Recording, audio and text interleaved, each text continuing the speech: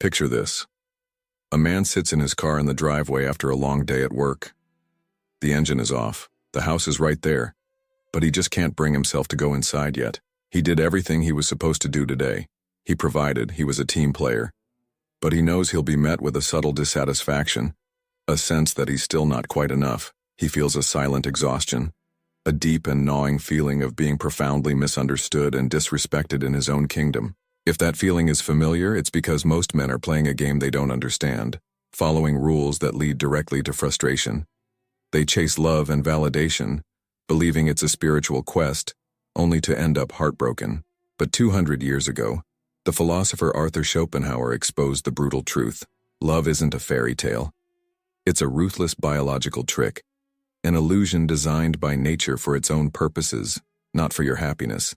He dared to say what society still refuses to admit. By the end of this video, you will see exactly where you've been deceived and why your best efforts have been failing. We are going to dismantle the lies you've been told and give you the tools to finally take back control. So pay attention, because what you're about to hear isn't just controversial. It's the missing key to your own power that most men will search for their entire lives and never find. Stay with me. The biological illusion of love. Most men walk through life believing in a ghost. They hunt for it, sacrifice for it, and sometimes they even die for it. This ghost has a name: true love. It's the story we're all fed from birth, a tale of destined souls and a magical connection that conquers all. But what if that story, the very foundation of your romantic life, was nothing more than an elaborate lie? A beautiful, tragic, and incredibly effective illusion designed to keep the human species going. 2 centuries ago, the philosopher Arthur Schopenhauer dared to pull back the curtain on this shared fantasy. He wasn't a romantic. He was a ruthless observer of reality.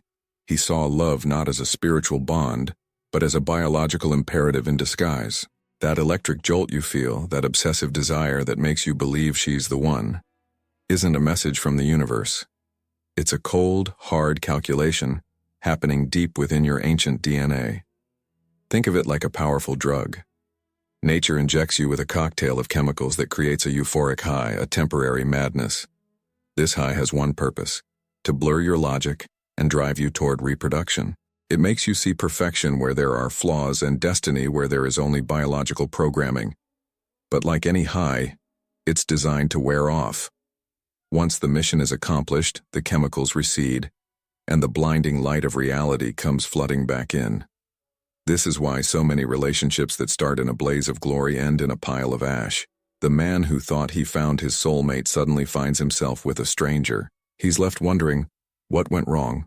Where did the magic go? The magic was never there to begin with. His brain wasn't connecting with her soul. It was assessing her genetic fitness, her survival advantages, and her reproductive value. It's the cruelest trick nature ever played on a man. Imagine a man who dedicates years of his life to a single woman. He changes his habits, sacrifices his ambitions, and builds his entire world around her, all fueled by this feeling of love. Then one day, the feeling fades on her end.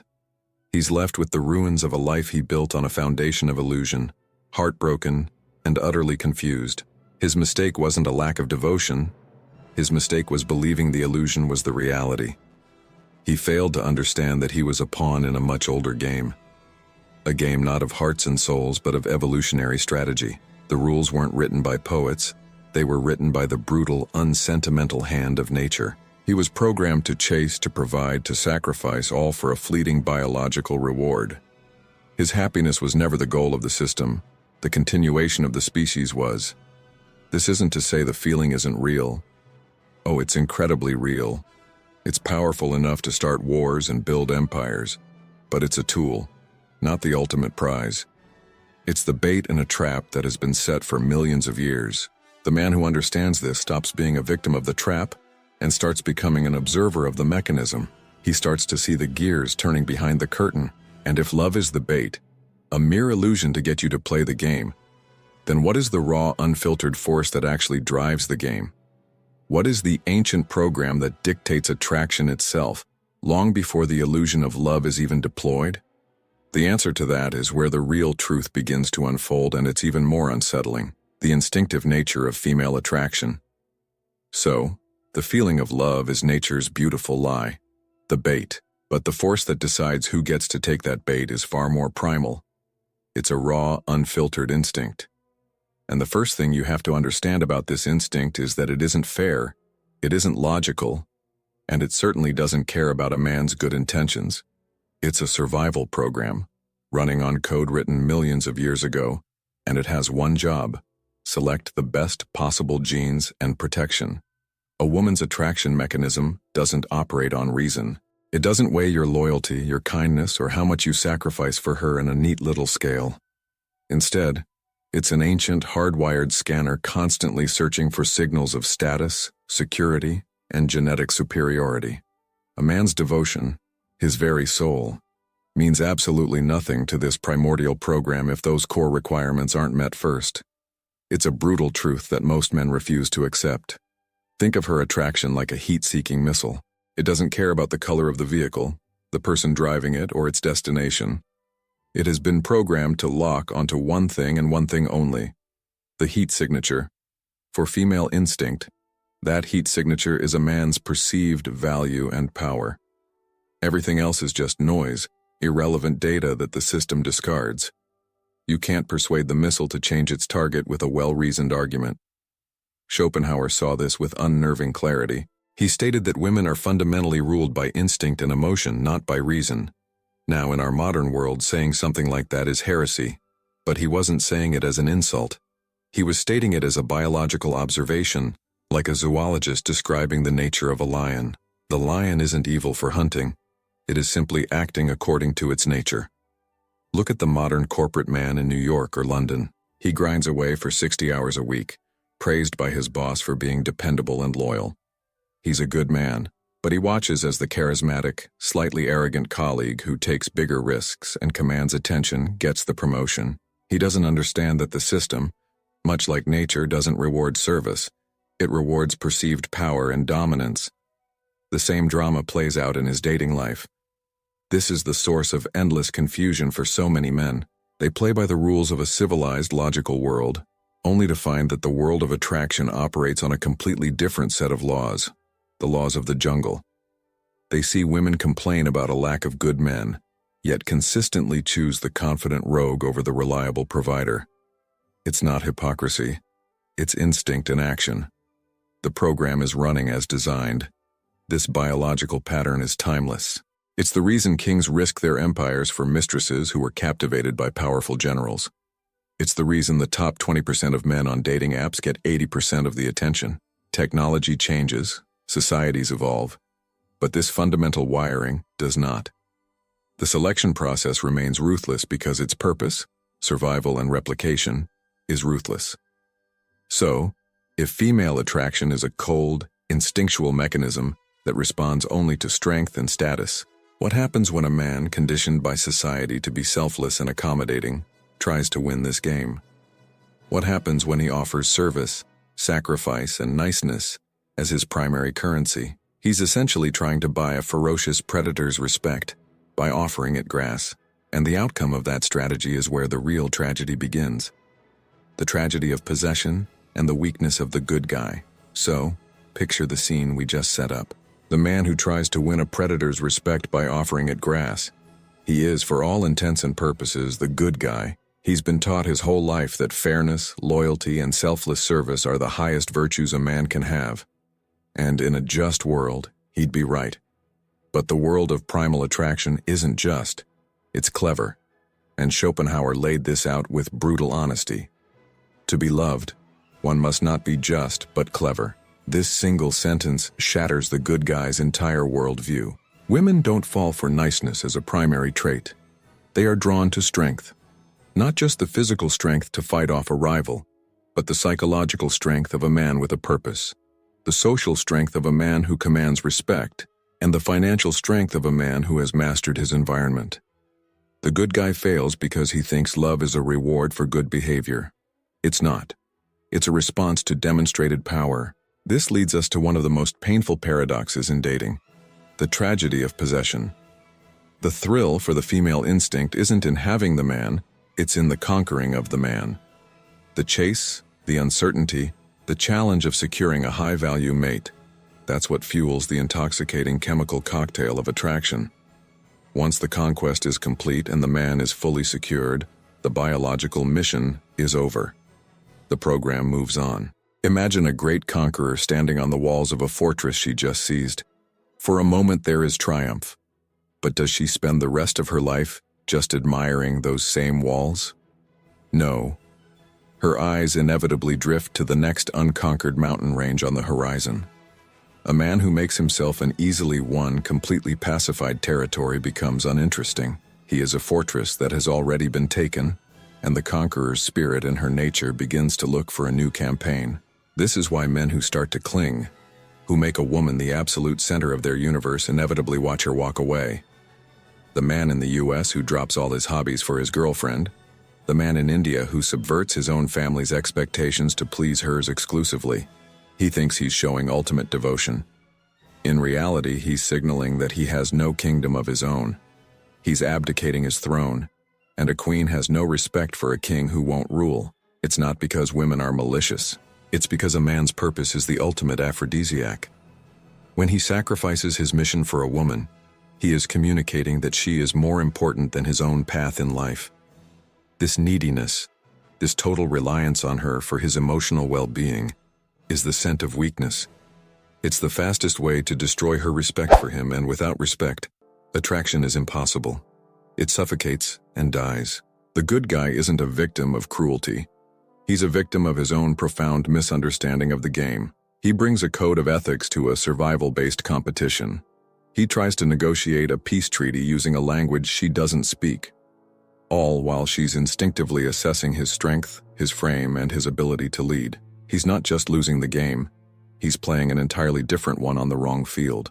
But if the good guy's strategy is fundamentally flawed because he misunderstands the currency being traded, what about the marketplace itself? Is it even a level playing field? What if one side was given a massive inherent advantage from the very beginning, a biological leverage that rigs the entire game before the first move is even made? If this is hitting home, and you're ready to stop playing the wrong game, then take a second to hit that subscribe button.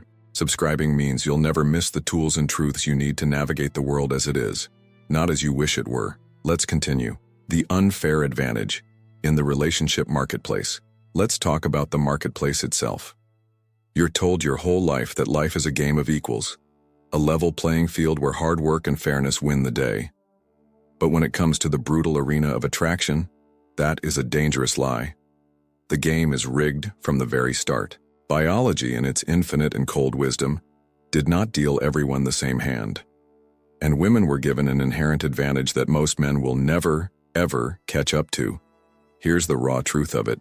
A woman's value in the sexual marketplace peaks right when she enters it. Her primary currency is her youth and beauty, assets that are at their absolute maximum value in her late teens and early 20s.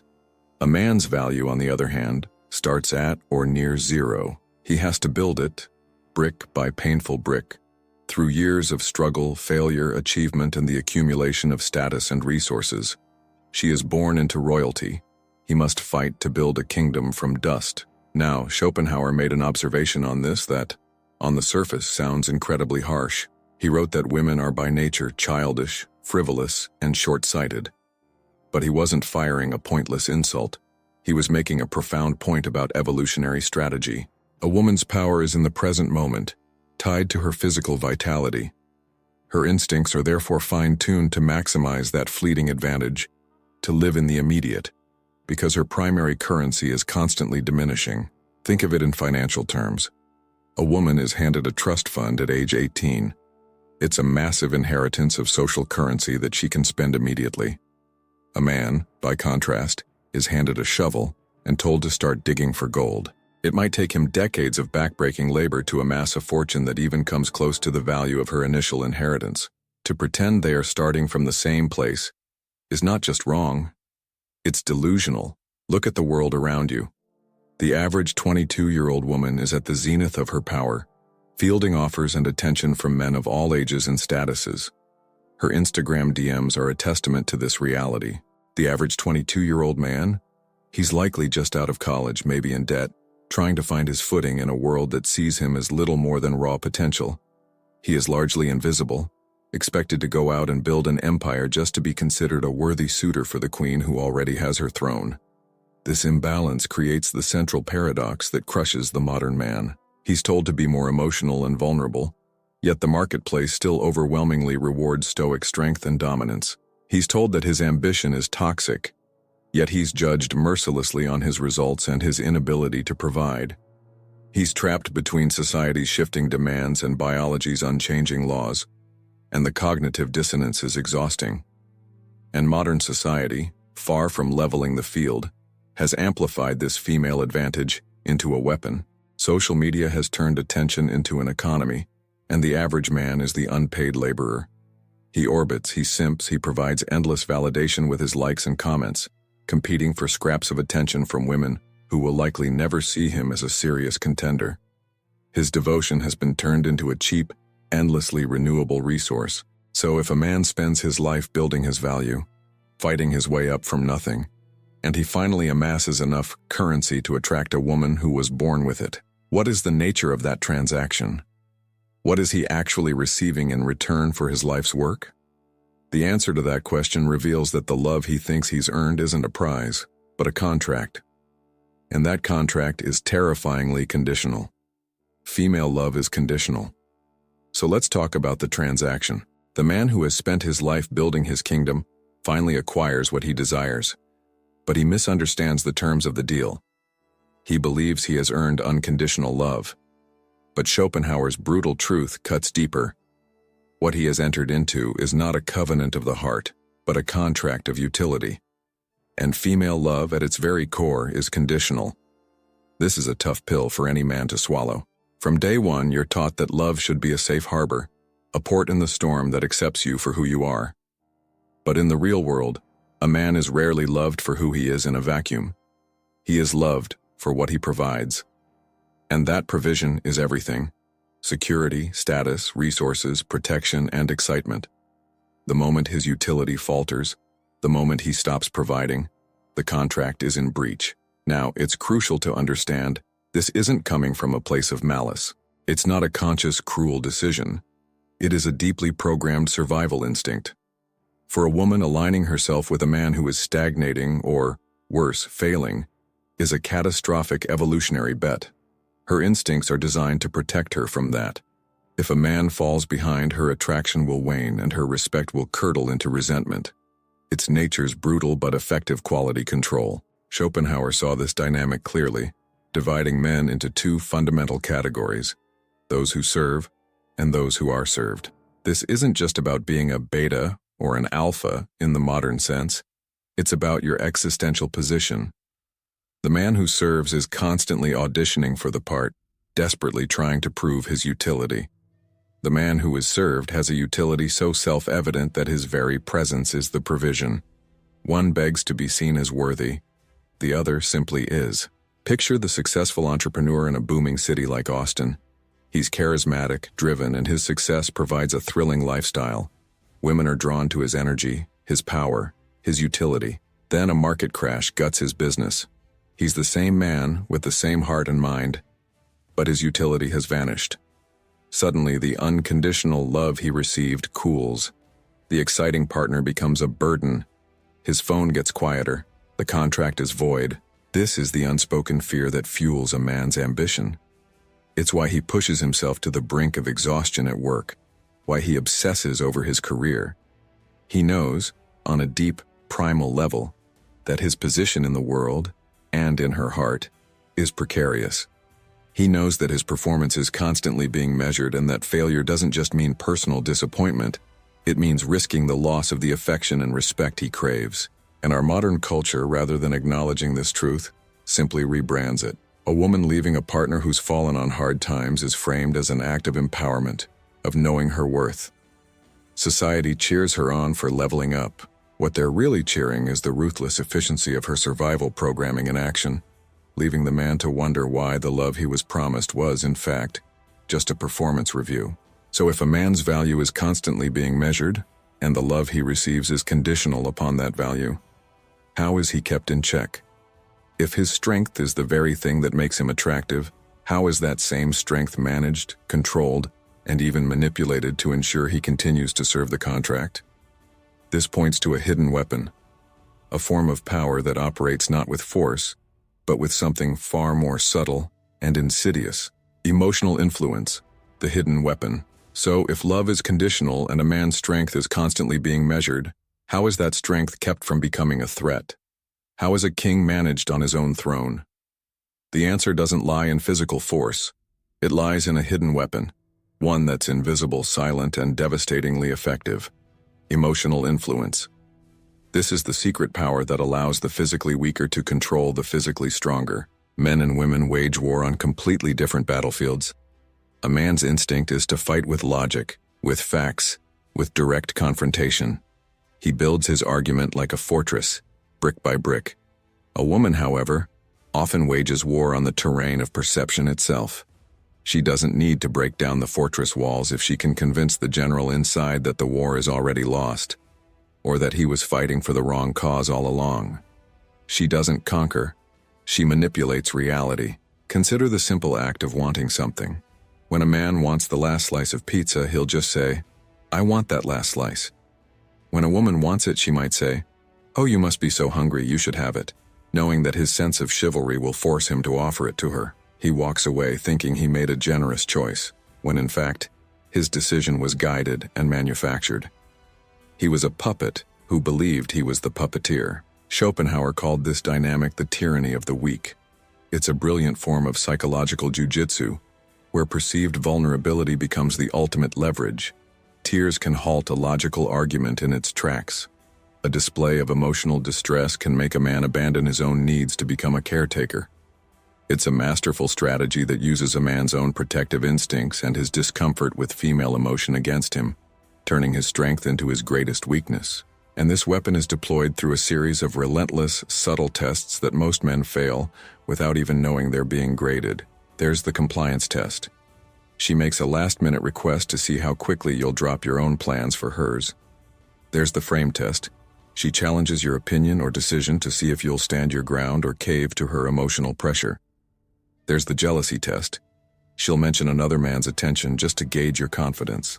Every man knows the feeling. You walk into an argument armed with facts, logic, and a clear point. You walk out of it a half hour later apologizing for something you don't even fully understand. You feel a profound sense of confusion, like a fog of war has descended on your mind. That feeling is the residue of being psychologically outmaneuvered. You were playing chess while she was playing a completely different and far more effective game. Now, this isn't some evil, conscious conspiracy. Schopenhauer called women instinctively crafty, meaning this skill isn't learned from a book. It's an innate talent, honed over thousands of years of evolution. In a world where physical power was the dominant currency, emotional intelligence became the great equalizer, the ultimate tool for survival and influence. It's a testament to a different kind of strength. But here is where the hope lies. The first step to freedom is always to see the chains. Once you understand that these power dynamics are not personal attacks but biological strategies, you stop taking the bait. You stop reacting and start observing. But simply seeing the game isn't enough to win. The ultimate liberation isn't found in fighting her but in making the fight completely irrelevant. And that requires a radical shift in focus, the path to liberation, the conquest of a man's self. So you've seen the chains. You understand the illusion of love, the cold mechanics of attraction, and the subtle games of emotional power. The temptation now is to get angry, to become resentful, to fight back against the system. But this is the final trap. The ultimate path to freedom, the one Schopenhauer championed, isn't about defeating women.